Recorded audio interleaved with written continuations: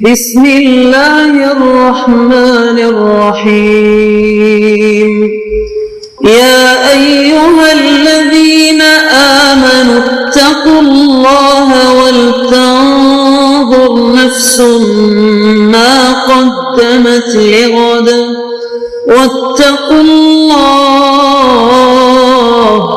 إن الله خبير بما تعملون۔ اے ایمان والو، اللہ سے ڈرتے رہو اور ہر شخص کو دیکھنا چاہیے کہ اس نے کل یعنی آخرت کے لیے کیا سامان بھیجا ہے، اور ہم پھر کہتے ہیں کہ اللہ سے ڈرتے رہو، بے شک اللہ تمہارے سب اعمال سے خبردار ہے۔ بسم اللہ الرحمن الرحیم، الحمد للہ رب العالمین، والصلاة والسلام على اشرف الانبیاء والمرسلین وعلى آلہ واصحابہ اجمعین ومن تبعہم بإحسان الى یوم الدین۔ قابل صد احترام حضرات شائقین و شائقات سچا پیغام، السلام علیکم ورحمۃ اللہ وبرکاتہ۔ آج کی محفل میراث النبی کے نورانی پروگرام میں آپ کا استقبال ہے۔ اہلا و سہلا مرحبا۔ ہم آپ تمام حضرات و مستورات کا خیر مقدم کرتے ہیں۔ محترم حضرات و خواتین، تعلیم کا آغاز ہو رہا ہے۔ سب سے پہلے آداب تعلیم کا لحاظ کرتے ہوئے تعلیم کی طرف متوجہ ہو جائیں۔ پورے دھیان سے سننا، عمل کی نیت سے سننا اور تبلیغ کی نیت سے سننا، یعنی سنی ہوئی باتیں دوسروں تک پہنچانے کے جذبے سے سننا۔ چند خاص آداب تعلیم ہیں، امید ہے کہ آپ حضرات ان آداب کا ضرور خیال رکھیں گے۔ جزاکم اللہ۔ بسم اللہ الرحمن الرحیم۔ تواضع رفعت اور بلندی کا ذریعہ۔ قال رسول اللہ صلی اللہ علیہ وسلم، من تواضع للہ رفعہ اللہ۔ اس وقت میں نے آپ حضرات کے سامنے تواضع کے بارے میں حضور صلی اللہ علیہ وسلم کا ایک ارشاد مبارک پڑھا، جس کے معنی یہ ہیں کہ جو شخص اللہ تعالیٰ کے لیے تواضع اختیار کرتا ہے، اللہ تعالیٰ اس کو بلندی سے نواز دیتے ہیں۔ اس وقت اسی ارشاد کی تھوڑی سی تشریح کرنی بھی ہے، جس میں تواضع کی اہمیت، اس کی حقیقت اور اس پر عمل کرنے کا طریقہ بیان کرنا مقصود ہے۔ اللہ تعالیٰ اپنی رحمت سے صحیح بیان کرنے کی توفیق عطا فرما دے، آمین۔ جہاں تک تواضع کی اہمیت کا تعلق ہے تو یہ تواضع اتنی اہم چیز ہے کہ اگر انسان کے اندر تواضع نہ ہو تو یہی انسان فرعون اور نمرود بن جاتا ہے۔ اس لیے کہ جب دل میں تواضع کی صفت نہیں ہوگی تو پھر تکبر آئے گا، دل میں اپنی بڑائی ہوگی، اور یہ تکبر اور بڑائی تمام امراض باطنہ کی جڑ ہے۔ دیکھیے، اس کائنات میں سب سے پہلی نافرمانی ابلیس نے کی۔ اس نے نافرمانی کا بیج بو دیا۔ اس سے پہلے نافرمانی کا کوئی تصور نہیں تھا۔ جب اللہ تعالیٰ نے حضرت آدم علیہ السلام کو پیدا فرمایا اور تمام فرشتوں کو ان کے آگے سجدہ کرنے کا حکم دیا تو ابلیس نے سجدہ کرنے سے انکار کر دیا اور کہا کہ انا خیر من خلقتنی من نار وخلقتہ من طین، یعنی میں اس آدم سے اچھا ہوں اس لیے کہ مجھے آپ نے آگ سے پیدا کیا ہے اور اس کو یعنی آدم کو آپ نے مٹی سے پیدا کیا، اور آگ مٹی سے افضل ہے، اس لیے میں اس سے افضل ہوں، میں اس کو سجدہ کیوں کروں؟ یہ سب سے پہلی نافرمانی تھی جو اس کائنات میں سرزد ہوئی۔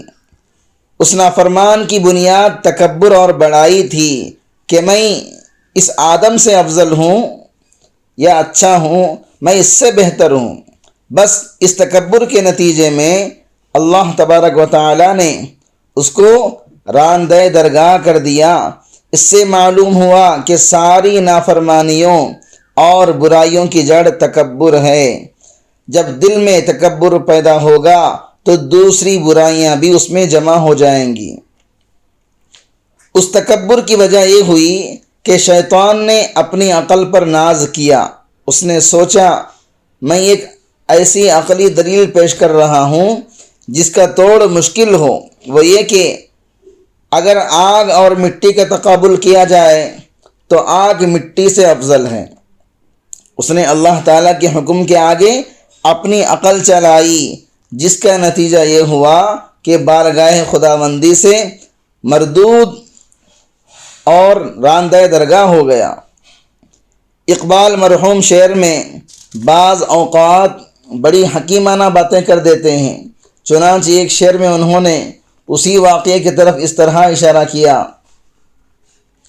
صبح ازل یہ مجھ سے کہا جبریل نے، صبح ازل یہ مجھ سے کہا جبریل نے، جو عقل کا غلام ہو وہ دل نہ کر قبول۔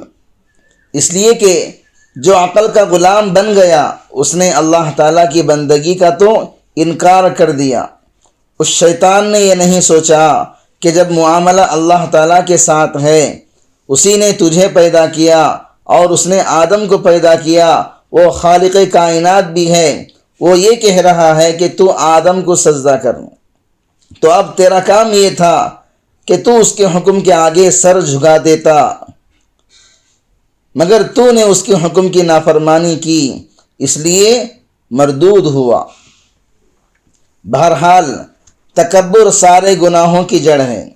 تکبر سے غصہ پیدا ہوتا ہے، تکبر سے حسد پیدا ہوتا ہے، تکبر سے بغض پیدا ہوتا ہے، تکبر کی بنیاد پر دوسروں کی دل آزاری ہوتی ہے، تکبر سے دوسروں کی غیبت ہوتی ہے۔ جب تک دل میں تواضع نہ ہوگی اس وقت تک ان برائیوں سے نجات نہیں ہوگی۔ اس لیے ایک مومن کے لیے تواضع کو حاصل کرنا بہت ہی ضروری ہے۔ تواضع عربی زبان کا لفظ ہے، اس کے معنی ہے اپنے آپ کو کم درجہ سمجھنا، اپنے آپ کو کم درجہ والا کہنا۔ اپنے آپ کو کم درجے والا کہنا تواضع نہیں، جیسا کہ آج کل لوگ تواضع اس کو سمجھتے ہیں کہ اپنے لیے تواضع اور انکساری کے الفاظ استعمال کر لیے، مثلا اپنے آپ کو احقر کہہ دیا، ناچیز کہہ دیا، ناکارہ کہہ دیا، یا خطا کار گنہگار کہہ دیا، اور یہ سمجھتے ہیں کہ ان الفاظ کے استعمال سے تواضع حاصل ہو گئی، حالانکہ اپنے آپ کو کمتر کہنا تواضع نہیں بلکہ کمتر سمجھنا تواضع ہے۔ مثلا یہ سمجھے کہ میری کوئی حیثیت نہیں، کوئی حقیقت نہیں، اگر میں کوئی اچھا کام کر رہا ہوں تو محض اللہ تعالیٰ کی توفیق ہے، اس کی عنایت اور مہربانی ہے، اس میں میرا کوئی کمال نہیں۔ یہ ہے تواضع کی حقیقت۔ جب یہ حقیقت حاصل ہو جائے تو اس کے بعد زبان سے چاہے اپنے آپ کو حقیر، ناچیز، ناکارہ کہو یا نہ کہو، اس سے کوئی فرق نہیں پڑتا۔ جو شخص تواضع کی اس حقیقت کو حاصل کر لیتا ہے اللہ تعالیٰ اس کو بلند مقام عطا کر دیتے ہیں۔ اس دینی اور ایمانی بیان کو سننے کے دوران ہی اس کو لائک کر دیجئے اور شیئر بھی کر دیجئے تاکہ دوسرے بھی اس سے فائدہ اٹھا سکیں۔ اللہ آپ کو جزائے خیر عطا فرمائے۔ جن بزرگوں کی باتیں سن اور پڑھ کر ہم لوگ دین سیکھتے ہیں، ان کے حالات پڑھنے سے معلوم ہوگا کہ وہ لوگ اپنے آپ کو اتنا بے حقیقت سمجھتے ہیں کہ جس کی حد اور حساب نہیں۔ چنانچہ حضرت حکیم الامت حضرت مولانا اشرف علی تھانوی رحمۃ اللہ علیہ کا یہ ارشاد میں نے اپنے بے شمار بزرگوں سے بھی سنا۔ وہ فرمایا کرتے تھے، میری حالت یہ ہے کہ میں ہر مسلمان کو اپنے آپ سے فی الحال اور ہر کافر کو احتمالاً اپنے آپ سے افضل سمجھتا ہوں۔ مسلمان کو تو اس لیے افضل سمجھتا ہوں کہ وہ مسلمان اور صاحب ایمان ہے، اور کافر کو اس وجہ سے ہو سکتا ہے کہ اللہ تعالیٰ اس کو کبھی ایمان کی توفیق دے دے اور یہ مجھ سے آگے بڑھ جائے۔ ایک مرتبہ حضرت تھانوی رحمۃ اللہ علیہ کے خلیفہ خاص حضرت مولانا خیر محمد صاحب رحمۃ اللہ علیہ نے حضرت مفتی محمد حسن صاحب رحمۃ اللہ علیہ سے کہا کہ میں جب حضرت رحمۃ اللہ علیہ کی مجلس میں بیٹھتا ہوں تو مجھے ایسا محسوس ہوتا ہے جتنے لوگ مجلس میں بیٹھے ہیں سب مجھ سے افضل ہیں اور میں ہی سب سے زیادہ نکما اور ناکارہ ہوں۔ حضرت مفتی محمد حسن صاحب رحمۃ اللہ علیہ نے سن کر فرمایا کہ میری بھی یہی حالت ہوتی ہے۔ پھر دونوں نے مشورہ کیا کہ ہم حضرت تھانوی رحمۃ اللہ علیہ کے سامنے اپنی یہ حالت ذکر کریں گے، معلوم نہیں یہ حالت اچھی ہے یا بری ہے۔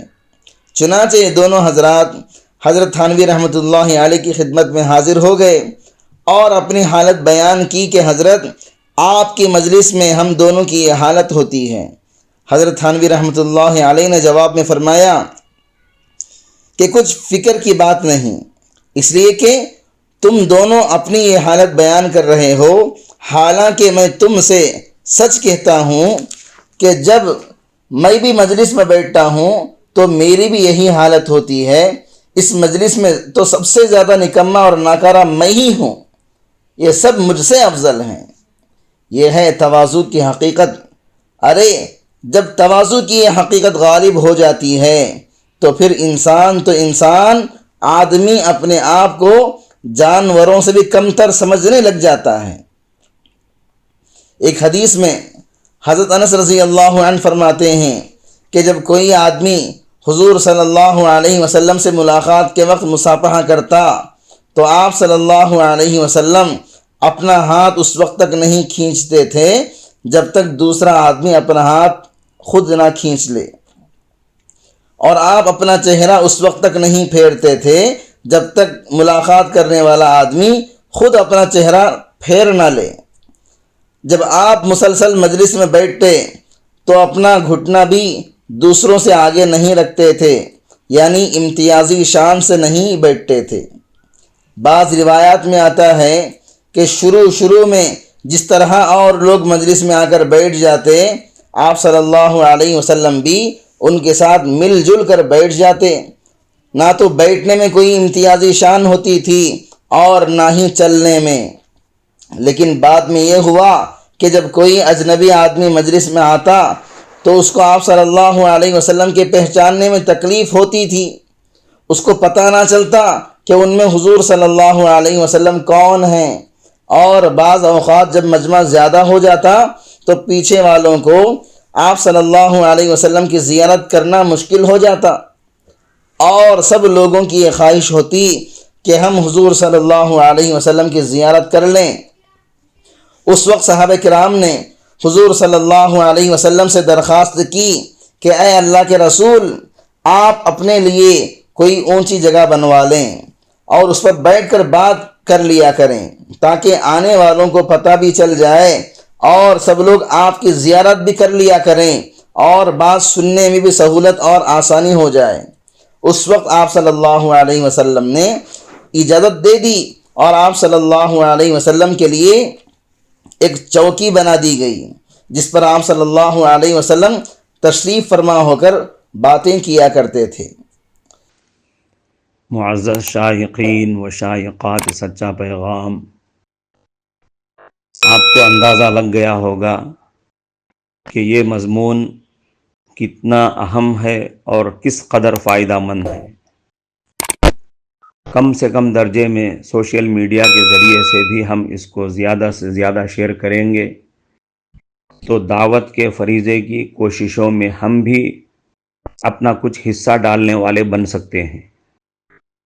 لہٰذا زیادہ سے زیادہ اس کو عام کریں تاکہ پوری دنیا کے ہندوؤں کی غلط فہمی دور ہو جائے اور انہیں یہ زمینی حقیقت معلوم ہو جائے، اور وہ اپنے اصل مذہبی لیڈر پیغمبر آخر الزماں حضرت محمد الرسول اللہ صلی اللہ علیہ وسلم کو ماننے پر مجبور ہو جائیں اور کلمہ پڑھ کر آپ کے ساتھ ساتھ وہ بھی جنت میں جانے والے بن جائیں۔